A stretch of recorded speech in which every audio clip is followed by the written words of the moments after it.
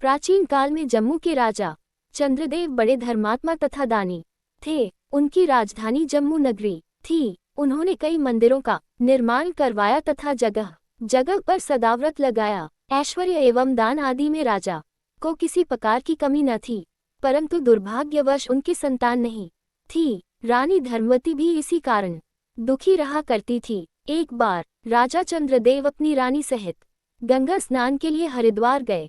वहां उन्होंने महात्मा हंसदेव जी का प्रवचन सुना और प्रभावित हुए। उन्होंने महात्मा जी से प्रार्थना की कि वह रानी धर्मवती को संतान प्राप्ति का आशीर्वाद प्रदान करें। महात्मा हंसदेव बोले, हे राजन, आप संतान प्राप्ति हेतु सर्वोत्तम चंडी पाठ संपन्न करावें। उसके अतिरिक्त आपके राज्य में चित्रकूट पर्वत की गुफा में भगवती वैष्णो देवी शक्ति का निवास है। वहां दर्शन एवं पूजन से मनोरथ पूर्ण होते हैं। महात्मा हंसदेव जी के वचन सुनकर राजा चंद्रदेव राजधानी लौटे। फिर उन्होंने विधिपूर्वक चंडी पाठ एवं यज्ञ करवाया। फलस्वरूप भगवती की कृपा से परम रूपवती कन्या प्राप्त हुई, जिसका नाम चंद्रभागा रखा गया। कुछ समय बीतने पर अत्यंत तेजस्वी सुंदर पुत्र ने रानी की कोख से जन्म लिया। राजा रानी धन्य हो गए।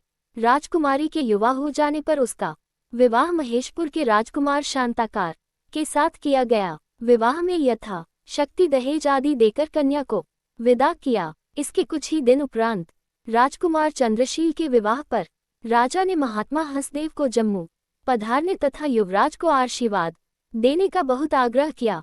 राजा की प्रार्थना स्वीकार करके सद्गुरु हंसदेव जी जम्मू पधारे। विवाह में भाग लेने के लिए राजकुमारी चंद्रभागा तथा उसका पति शांताकार भी आए हुए थे।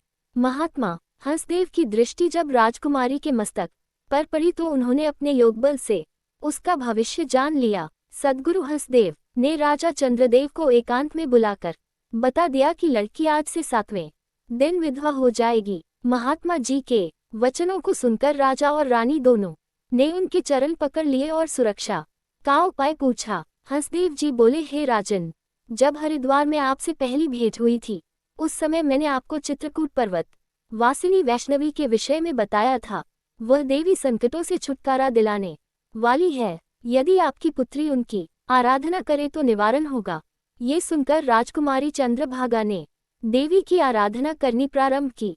हंसदेव जी के वचनानुसार 7वें दिन राजकुमार शांताकार की दुर्घटना होने से मृत्यु हो गई। शोक समाचार चारों ओर फैल गया। राजकुमारी चंद्रभागा मूर्छित होकर गिर गई। मूर्छा दूर होने पर अत्यंत विलाप करते हुए प्रतिज्ञा की, माता वैष्णो देवी जब तक मेरे पति को पुनः जीवित न कर दें, मैं अन्न जल ग्रहण न करूंगी।